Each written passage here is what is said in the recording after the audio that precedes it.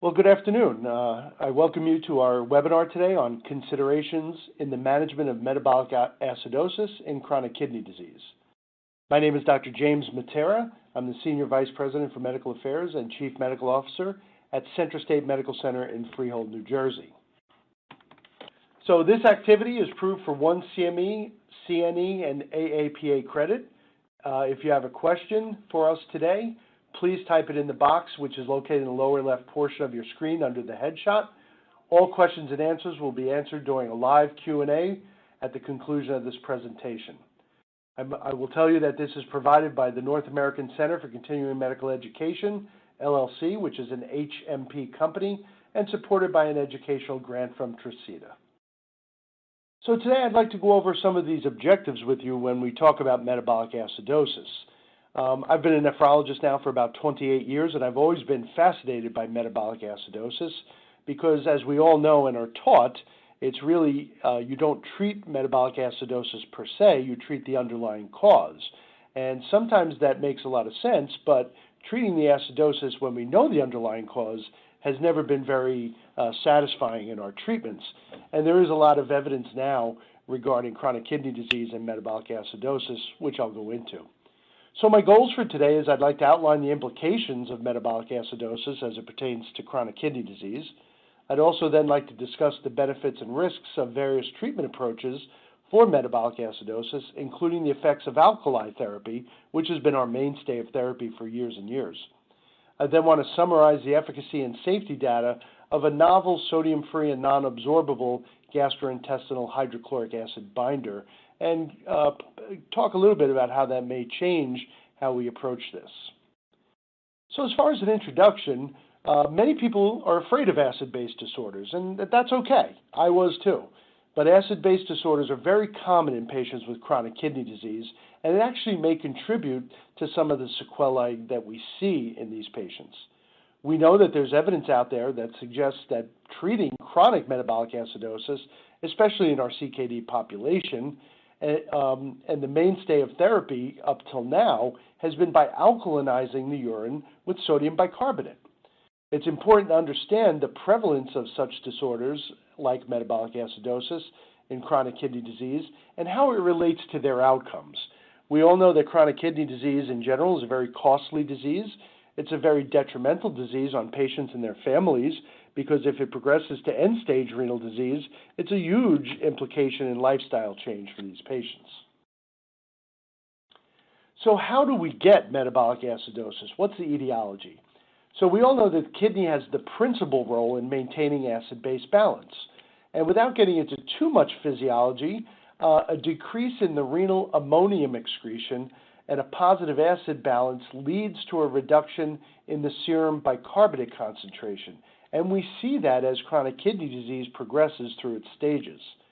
This decrease in the sodium bicarbonate concentration is usually absent until we see fairly advanced chronic kidney disease in what we would call stage 4, where the glomerular filtration rate decreases to under 20 to 25 milliliters per minute per meter squared. Although it can develop at lesser degrees of decreased kidney function, so our stage 3 patients may also be seeing the effects of this. A non-anion gap metabolic acidosis or a high anion gap acidosis or both can be found at these stages of chronic kidney disease.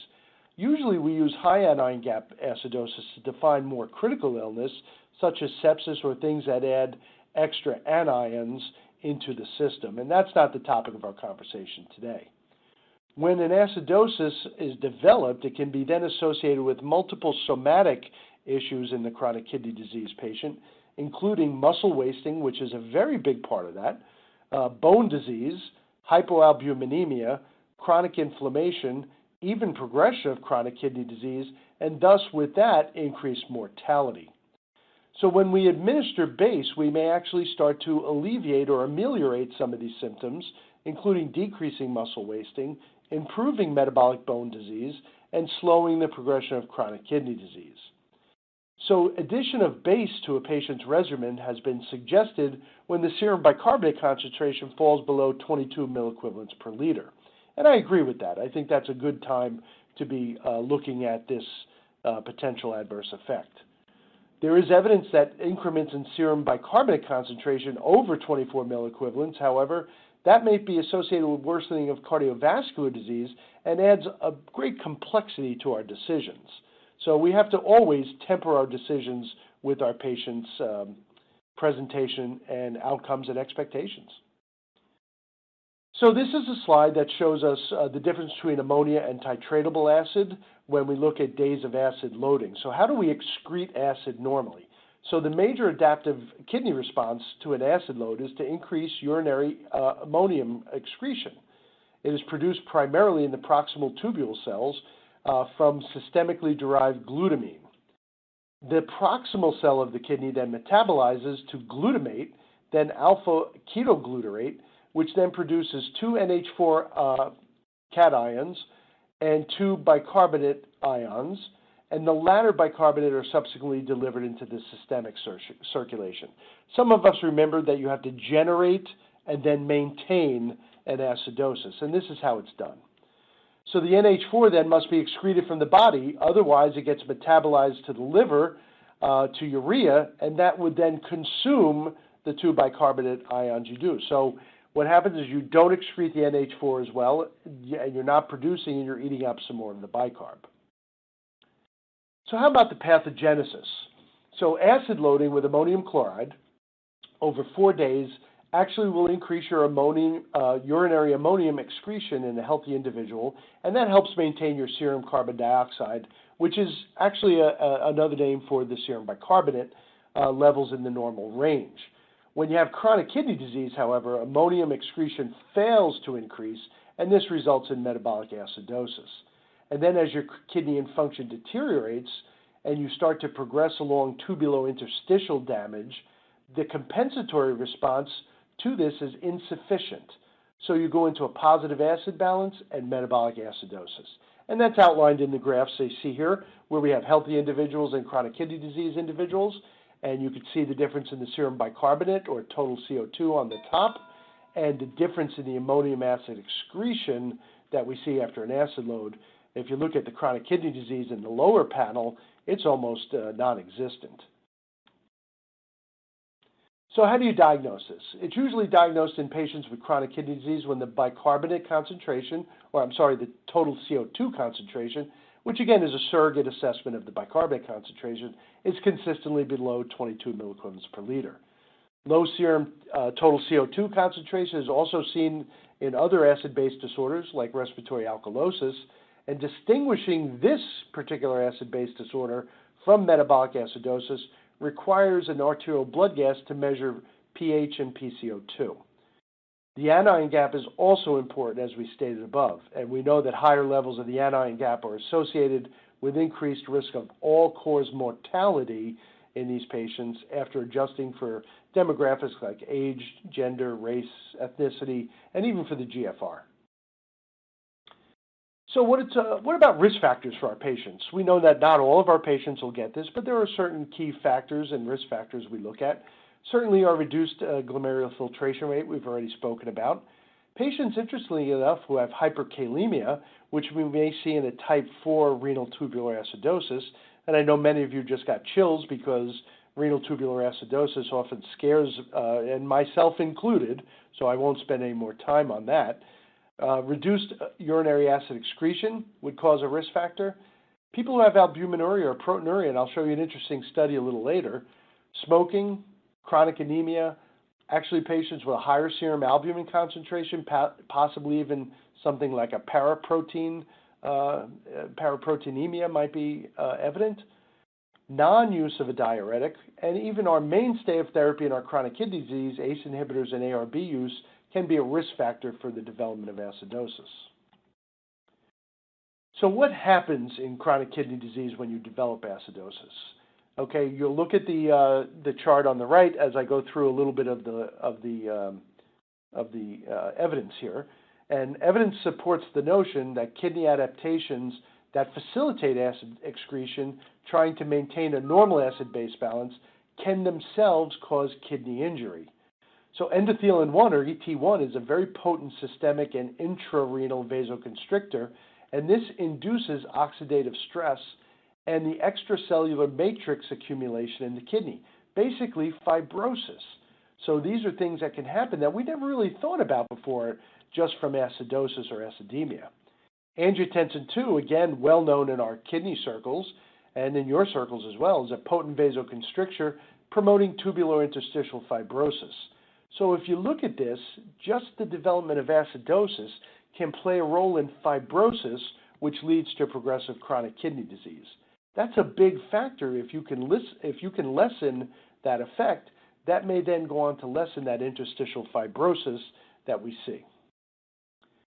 So we're going to talk about some of the various things that acidosis affects.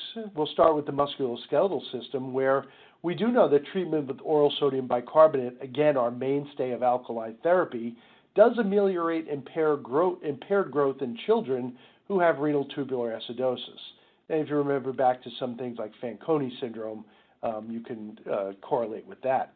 When we look at adults, however, who have chronic kidney disease, when you treat their metabolic acidosis for 3 months, you mildly attenuate increases in their parathyroid hormone levels. And for those of you who have heard me speak on other topics in chronic kidney disease, that's also a very big role in a cardiovascular risk factor in our patients. And we need to get a little better at controlling their bone and mineral metabolism by dealing with parathyroid hormone levels and phosphorus. In a crossover study done by Kendrick back in 2018, the treatment of metabolic acidosis with sodium bicarbonate had no effect on levels of parathyroid hormone or bone turnovers, but we started to see increases of serum phosphate and FGF23 levels. Now, I'm not going to go into those, but again, those are risk factors in chronic kidney disease pointing towards cardiovascular risk. So when we see increases in phosphate and FGF23, which stands for fibroblast growth factor, this is a potentially concerning, again, as I stated, for cardiovascular risk.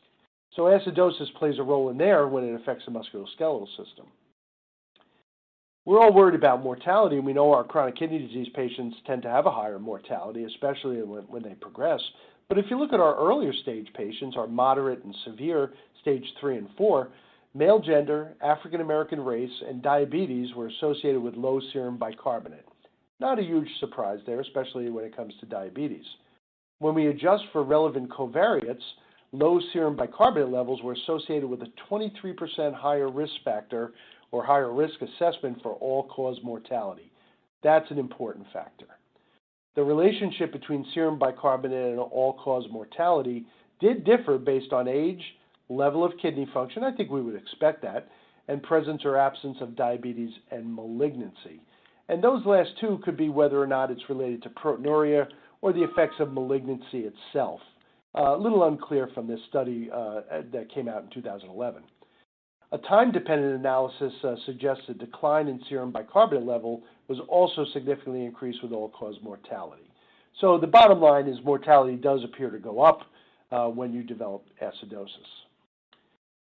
So what's the problem with acidosis? Unfortunately, along with the effects outlined above, it's usually underdiagnosed and therefore undertreated. When you look at a cohort study reported just a few months ago at the American Society of Nephrology meetings in Washington, a very large cohort of over 86,000 patients were studied who had both CKD and chronic metabolic acidosis. 21% of them had a diagnostic code for metabolic acidosis. That's a low percentage. And we all know the differences now between coding. If it's not coded, it wasn't done. So maybe we're just not coding it correctly. Older age and higher GFR were associated with a lower likelihood of diagnosis.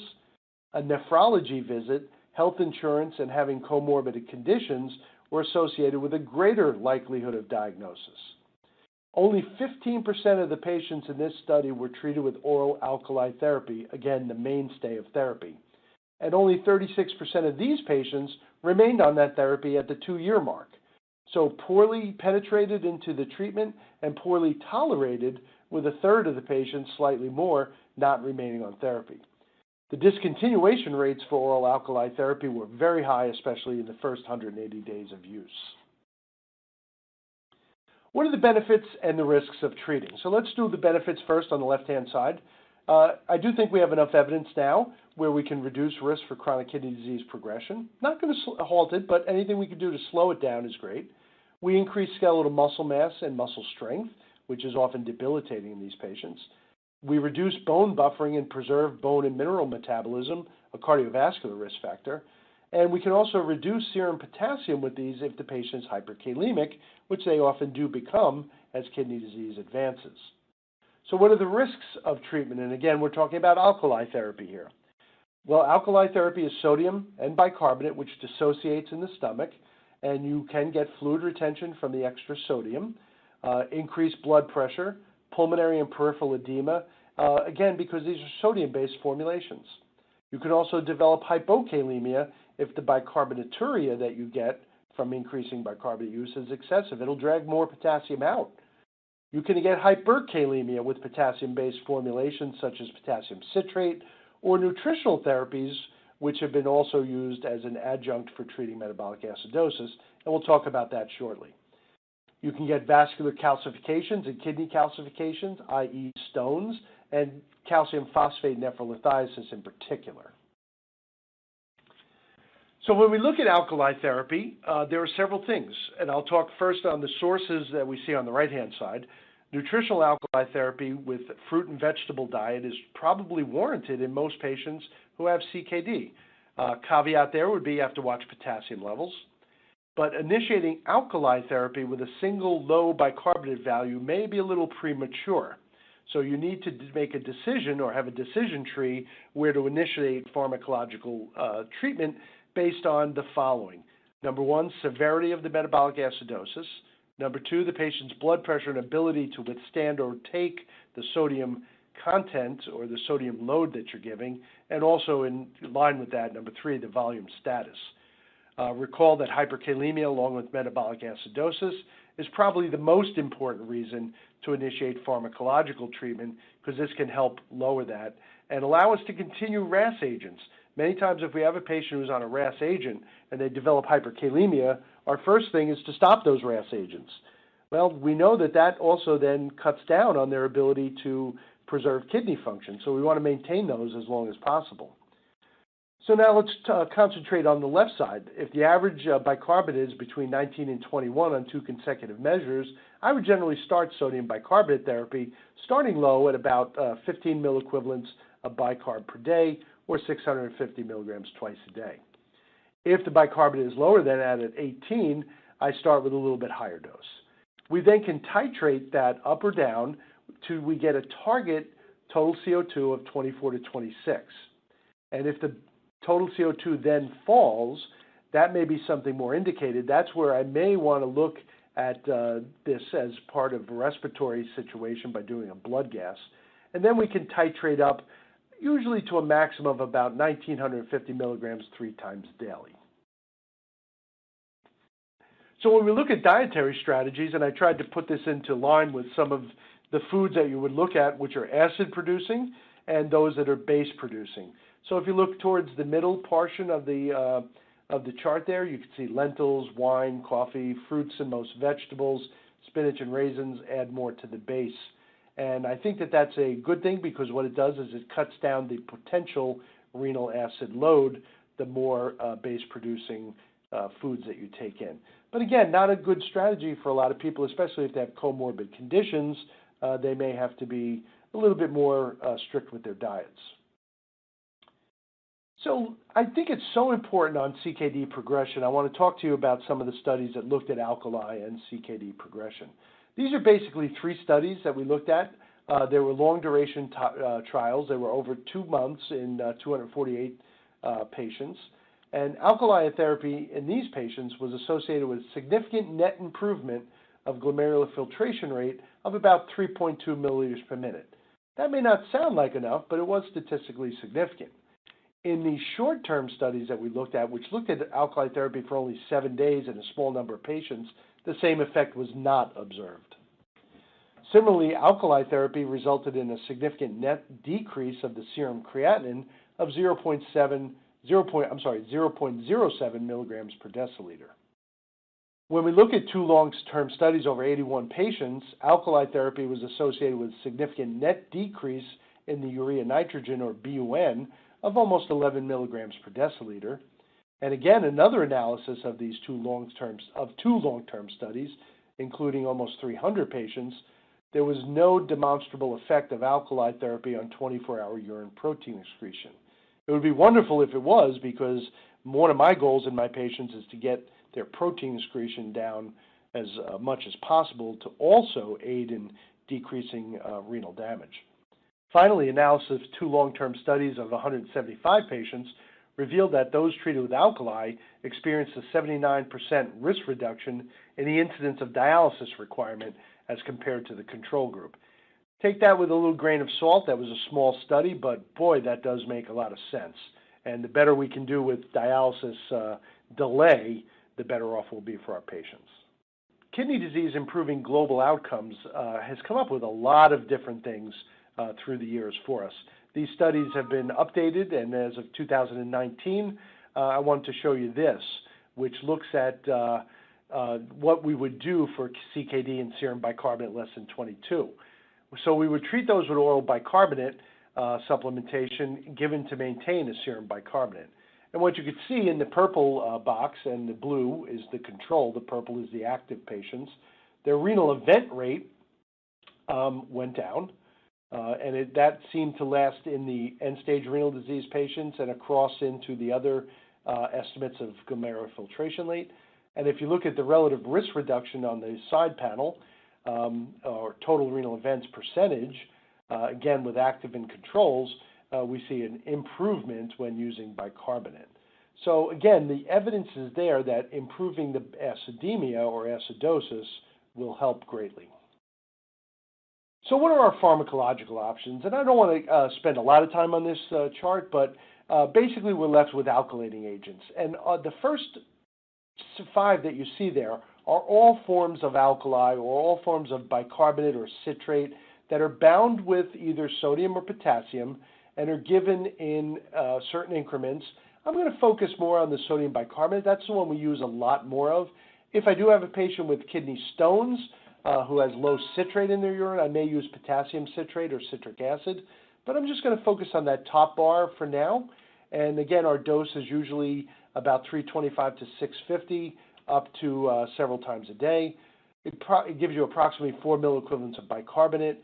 It's inexpensive.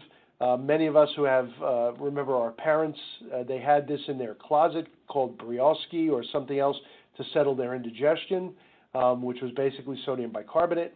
It neutralizes the acid. It's inexpensive. There's no potassium in this, but there's a lot of GI issues related to carbon dioxide production.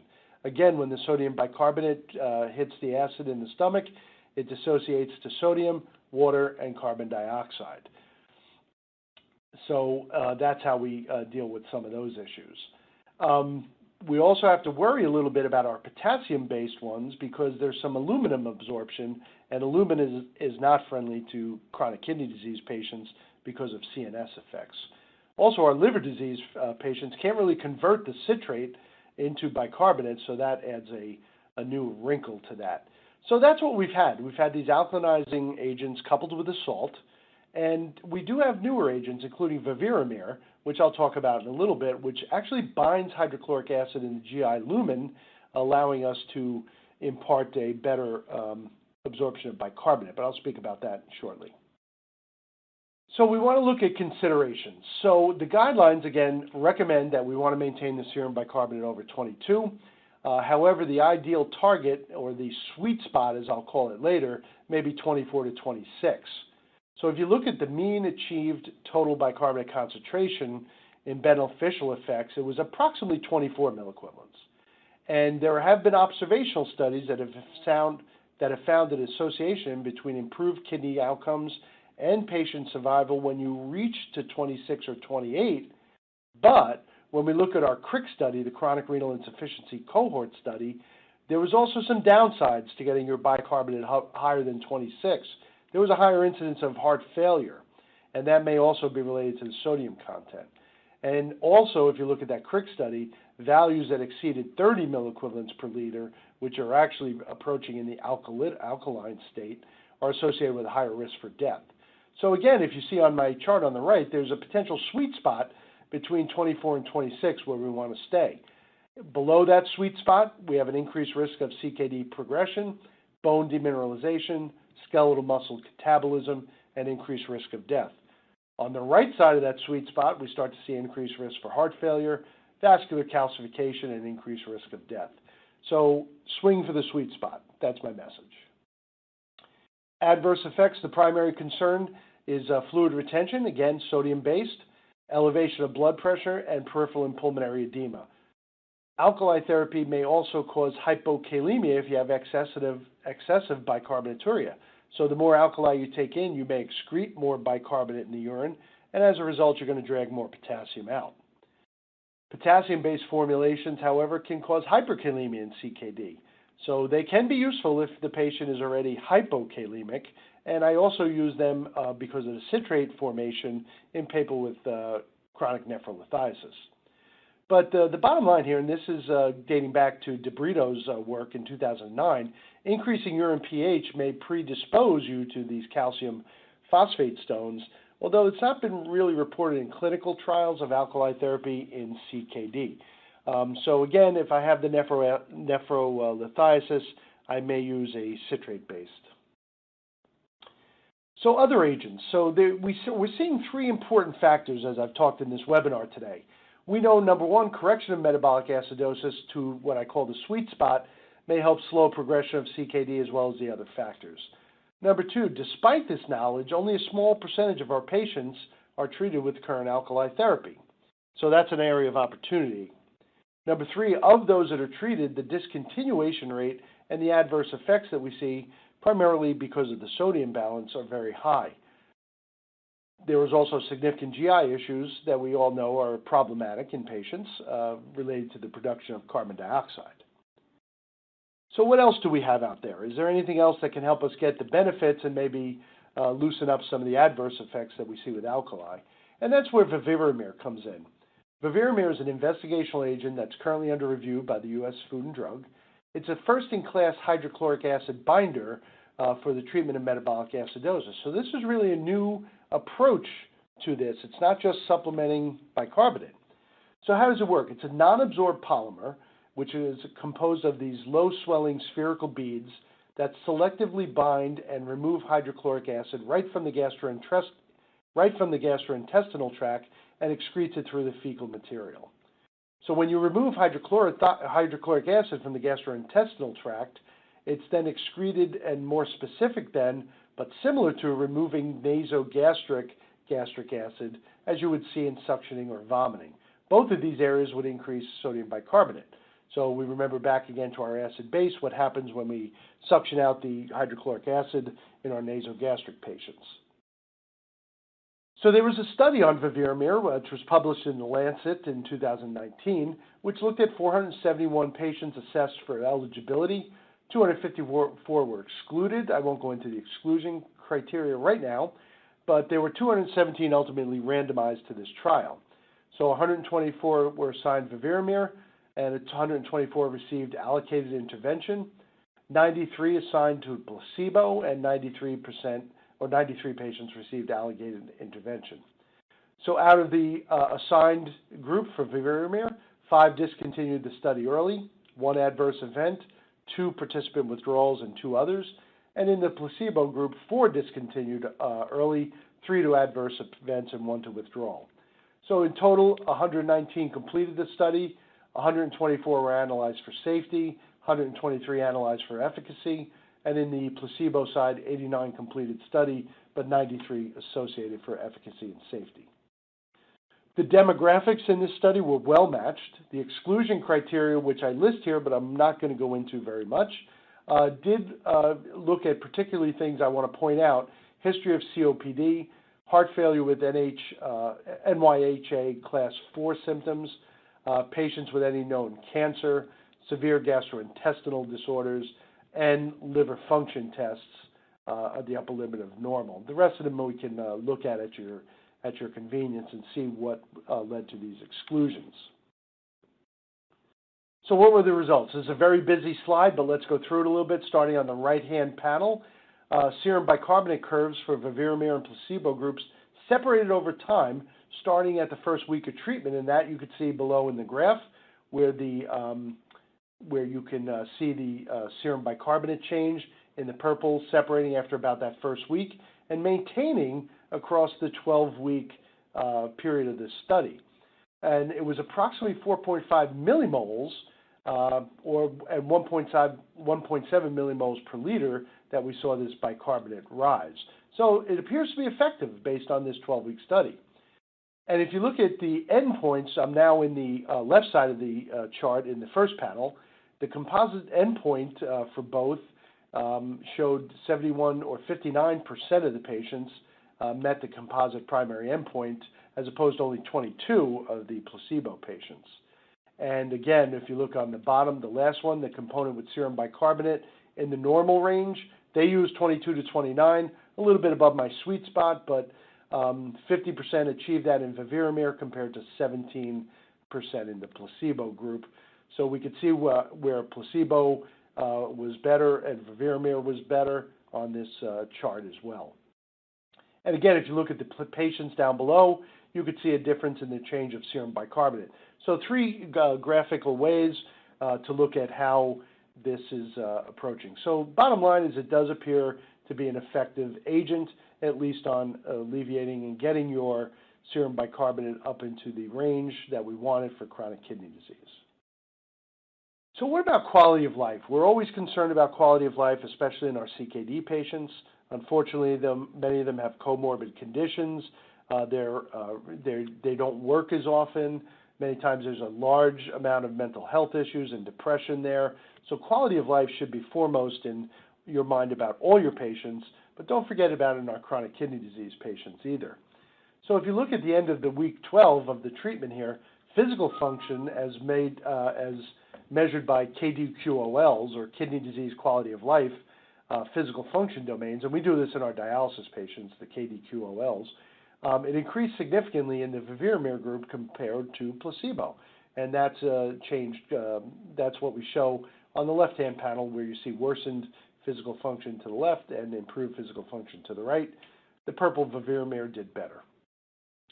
Then if you look at the bottom panel, physical function as measured by the repeat physical function as measured by the repeat chair stand test numerically improved again within the Veverimer group. So if you look to the bottom chart, improved chair stand time to the left, worsened chair stand time to the right, placebo more towards the right, Veverimer more towards the left. So quality of life also seems to be positively impacted when we look at this particular medication. Of course, we have to talk about adverse effects. All drugs have some adverse effects. So when we look at that, any adverse effects, or all comers, if you will, they were about 54% in the Veverimer group, 46% in the placebo. If you look at gastrointestinal, certainly Veverimer does give more gastrointestinal. And remember, it works in the gastrointestinal tract, whereas placebo was 9%. Diarrhea also, 9% versus 3%. Metabolism and nutrition effects slightly higher in the Veverimer group. Hyperkalemia slightly higher in that group as well. And that may also be to some effects of the difficulty with excreting bicarbonate or type 4 renal tubular acidosis, many different things. When it comes to CNS disorders and headaches in particular, they were about the same. So small percentages, although all adverse effects fairly high in the Veverimer group, but when you look at the gastrointestinal, slightly higher than placebo. And as always, you know you have to weigh the adverse effects versus your improvements or the proposed outcomes. So we have a couple minutes left before we get to a question and answer session. And what I would do is come with some of these conclusions and then a little bit of a summary slide.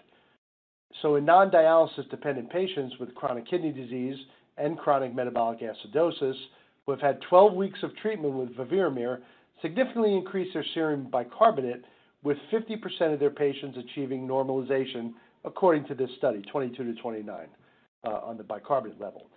56% achieved an increase of 4 millimoles per liter or more, and 59% achieved the composite primary endpoint, where the increase of 4 millimoles per liter or more from the baseline serum bicarbonate at start to the baseline bicarbonate at week 12 or serum bicarbonate in the normal range at week 12. When we looked at the effect of Veverimer on sodium bicarbonate, we found that it was both rapid and sustained over this 12-week period, and that's also important.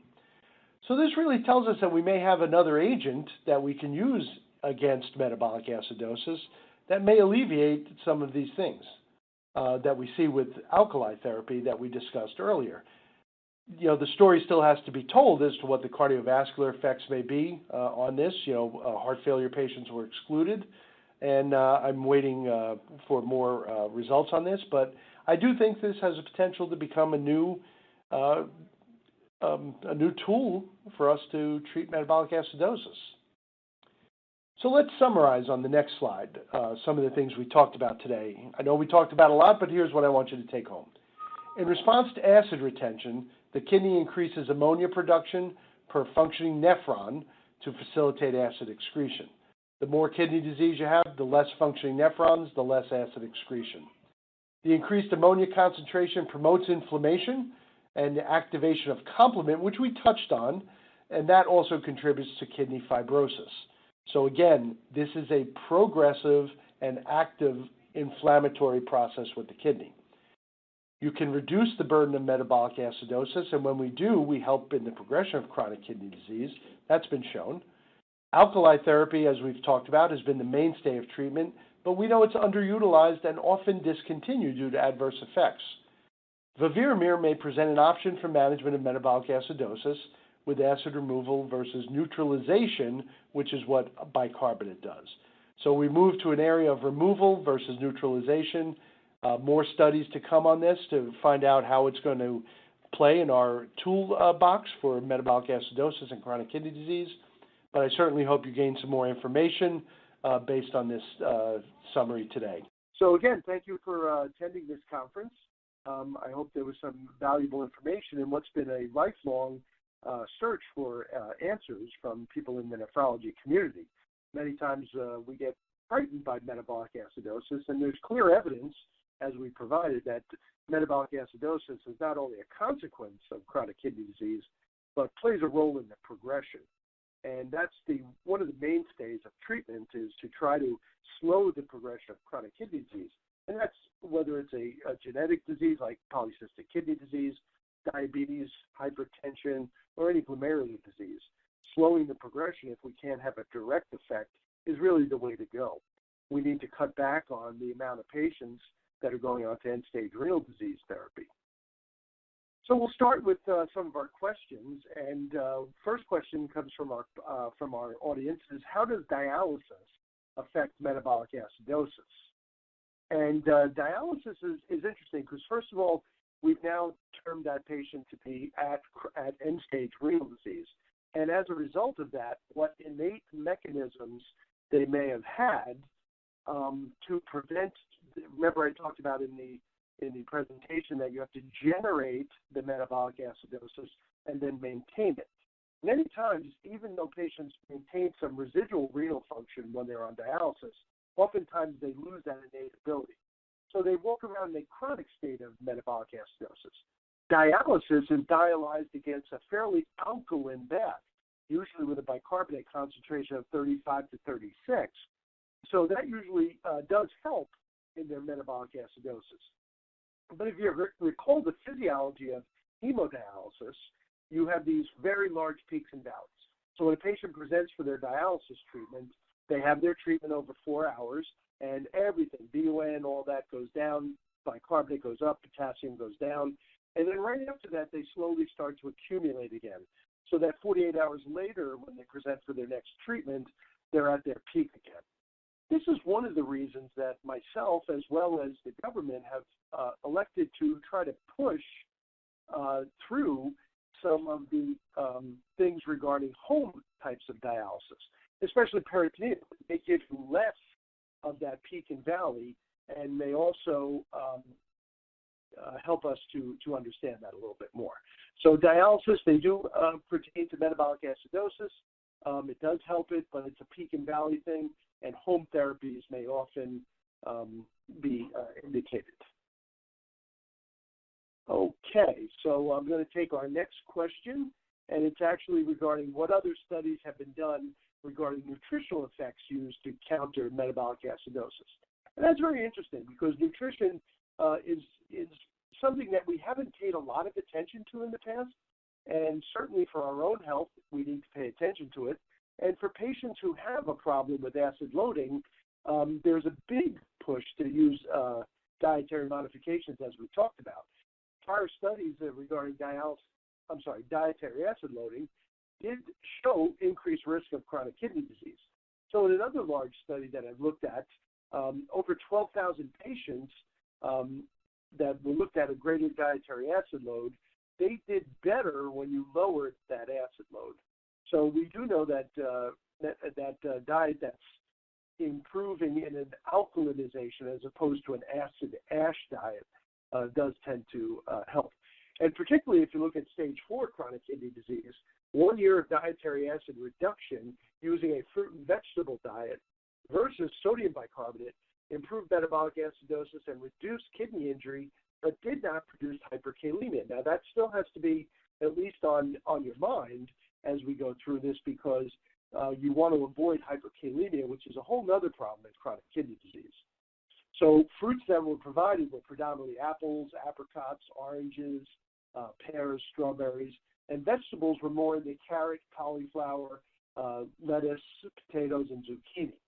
So those are some of the things that you would certainly want to look at. And I think that that's very important as we move forward. And I think that also answered one of our questions that came up: can we use diet to control the condition better? You absolutely can. You just have to be a little bit more prudent when it comes to looking at their acid base status and their hyperkalemia. The other thing you have to keep in mind when it comes to diet is many of our patients are on a protein-restricted diet. Many of our patients are on a carbohydrate-restricted diet, and certainly many of our patients are on a lipid-reducing diet. So oftentimes we make the joke that they can eat cardboard, which would be about the same thing. But I really believe in nutritionists for this. When we have advancing chronic kidney disease patients, I use a multi-point or multi-touch education for them, and there are many of them out there that you can refer to that has diet as one of the big mainstays for this. So not only will the patient learn a little bit more about their chronic kidney disease, they'll learn a little bit more about prepping them for eventual dialysis if that's needed. And in fact, if you use these multi-touch programs for education, more patients will do home therapies, which I think is better. But the fact that they include nutrition there, I think, is very helpful. I have a special nutritionist that I'm affiliated with that I use for my chronic kidney disease patients. We work in sync with each other, and the patients also do very well. Okay, next one is a question from the audience. Is there a contraindication of Veverimer? Is it okay to use with proton pump inhibitors or H2 receptor antagonists? At this point, yes, but there's going to be some timing associated with that. Just like some of our other agents that we've spoken about in the past, there will be some separation that will be needed to use these agents as opposed to taking them in conjunction with other agents. There's going to be more to that following in the future, so I would keep abreast of that so that we know if we can go ahead and look at that. So another question from the audience: is it dialyzable? That hasn't been studied yet because remember, these patients were, if they were at end-stage renal disease, were not included in the studies. So we haven't looked at the dialyzability of this type of medication. So I'm not going to spend too much time on that. That's something that will come out a little bit more in the future. Okay, so what are the cardiac effects of metabolic acidosis in chronic kidney disease patients? And that's always been one of our problems. So oftentimes what we have to be very careful of is that these patients who develop metabolic acidosis, and we start them on sodium bicarbonate, they're at higher risk for developing two things. They can develop a metabolic alkalosis, which, if you recall my quote-unquote sweet spot, if you exceed the sweet spot, you can actually develop a metabolic alkalosis. And what a metabolic alkalosis would then do is it actually has its own set of problems affiliated with heart disease. So what you may actually see is you may start to develop hypokalemia because you're actually driving potassium out. And because of the metabolic alkalosis, you can drive potassium into the cells so that you become hypokalemic. And that can predispose you to multiple issues associated with cardiac toxicities.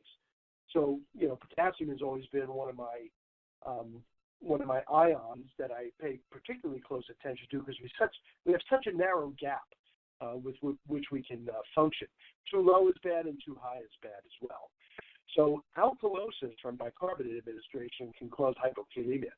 It can also cause hypochloremia and metabolic alkalosis. So when I talk to my residents and students, I will always say, if you're woken up in the middle of the night and you are asked the question by a nurse or another practitioner, I have a patient with metabolic alkalosis, your next question should be, what's the urinary flora? Because that often helps us to try to understand if these are hypo or hypochloremic acidoses. So once hypochloremia occurs, though, it can actually worsen the alkalosis by a specific mechanism. Sodium or bicarbonate secreting cells in the distal collecting ducts will express a chemical or a protein, and then this will transport bicarbonate into the luminal fluid in exchange for chloride. So you're actually going to absorb more bicarbonate, put out more chloride, and then you worsen that as well. So that's an important factor that we need to look for also. And also just remember that you have the difficult problem of the congestive heart failure due to the sodium load. Most of us have very difficult time keeping our patients out of congestive heart failure. We all know it's a cause for increased morbidity. It's certainly a cause for increased hospitalizations, and thus we don't do as well for our patients. If we have them on bicarbonate, that can also become more problematic. And that morphs us into one other question. How does the addition of diuretics alleviate some of the adverse effects of sodium bicarbonate administration? Again, kind of a two-edged sword here. We all know that we have to diurese our congestive heart failure patients. We all know that many of our congestive heart failure patients are in chronic kidney disease. So I've described, and I teach my residents this, a cycle or a vicious cycle, if you will. The first thing that may happen is you'll start to see an increase in BUN and creatinine when you're over-diuresing people. That leads to a decrease in the diuretics, which leads to an increase in the congestive heart failure symptoms, which leads to a decrease in the diuretics. And what you do is you have this vicious circle. So when the BUN and creatinine go high, we start to decrease diuretics. Heart failure exacerbates, we increase the diuretics. When you have someone on sodium bicarbonate who also has that extra sodium load, you're going to see this vicious cycle a lot more. So as a result, we have to be very careful with that. We also know that there's a term out there called contraction alkalosis, which patients who do have volume depletion will get. And along the same lines that I just described for people who develop the metabolic alkalosis associated with this, that can also continue to have an effect. So we have to diurese these people. We know that. We have the chronic kidney disease people where we want to manage this. So that's where I think Veverimer can become a much more potent adjunct for us because it may take away that effect. Very good. I think I have time for about two more questions. I will pull these out. Let me look here. So with that one we answered already. And are there any other adverse effects with Veverimer that we want to look at? So there are, and we have to be a little bit careful when we're looking at these. But by and large, Veverimer in the study that I talked about is pretty safe. And importantly, I want you to refocus on one of the last slides that I showed, the quality of life slide. That's very important for us. And you look at worse physical function versus improving physical function. There was no doubt that there was an increase in these KDQOLs, which are the quality of life indicators. So I think that does give us a very strong proponent for using this. We did see a lot of adverse effects, though, with Veverimer compared to placebo. It was slightly higher. If you recall the slide, it was 67 in the treatment group and 43 or 46% versus 54% for the placebo group. And most of those were circled around gastrointestinal, which is similar to what we see in bicarbonate, but the discontinuation factor for Veverimer is less. So the GI side effects do seem to be a little bit less. Certainly you want to watch those issues with hyperkalemia and alkalosis. Remember, we're going to try to hit for that sweet spot so that we don't correct the metabolic acidosis. And you see, even the nephrologist gets confused sometimes. We don't want to overcorrect those so that we're running into problems with alkalosis.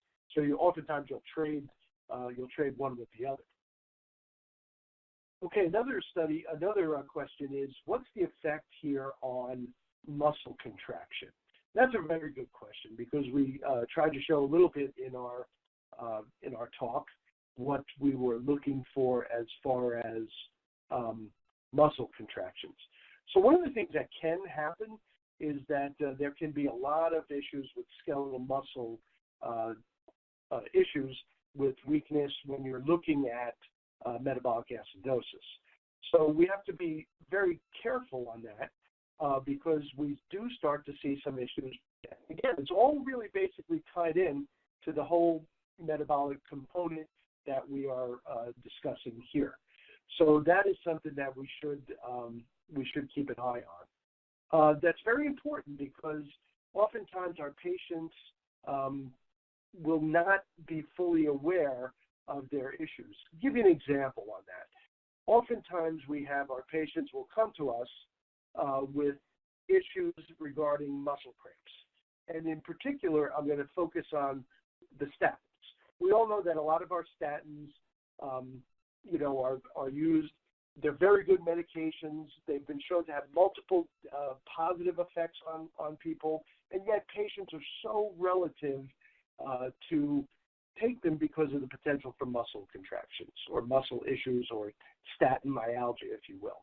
And a lot of this has to do with shifting of intracellular ions, potassium, and you will see that both with metabolic acidosis and a little bit with the medications that we use to decrease it. So you have to be very careful with using that. Okay, should Veverimer be taken with food? That's also a good question. And I think you have to be careful because, again, dietary-wise, you want to stay away from the highly alkaline foods when you take this, but I think it's a good idea to take this medication with food. That may cut down on some of the GI effects. There's still a little studies out there as to whether that decreases the efficacy or availability of the drug. But many of these things, and I often tell my patients also to take the bicarbonate if we use it with some food. So that, in other words, if putting something in the stomach may reduce the hydrochloric acid load, and that would then potentially reduce, in sodium bicarbonate's case, the dissociation into carbon dioxide, but in Veverimer may also take away some of those GI effects. And I still think that when, because of the mechanism of action, it can still be absorbed when you take it with food. So that's a very good question as well. Let me see if I have time for one more. I think I do. And let me pull through here.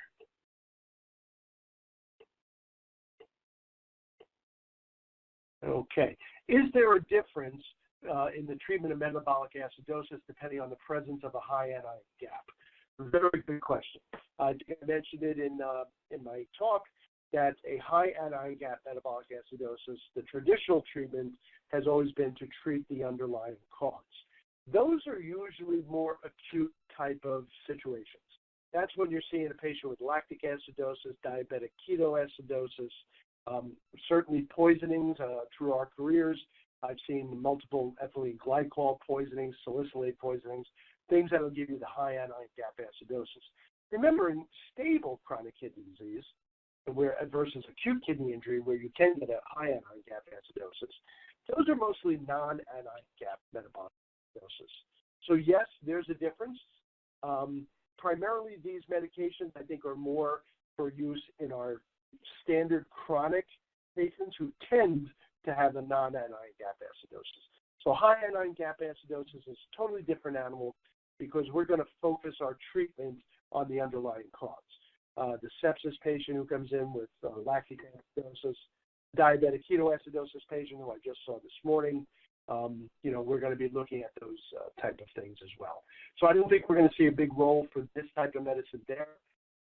Just kind of conjuncting in that, the minute or two we have left, there's always a controversy on whether you use bicarbonate in these patients as well, because as for all the things we talked about, bicarbonate infusions in the hospitalized or critically ill patients can cause a problem as well because of many different reasons.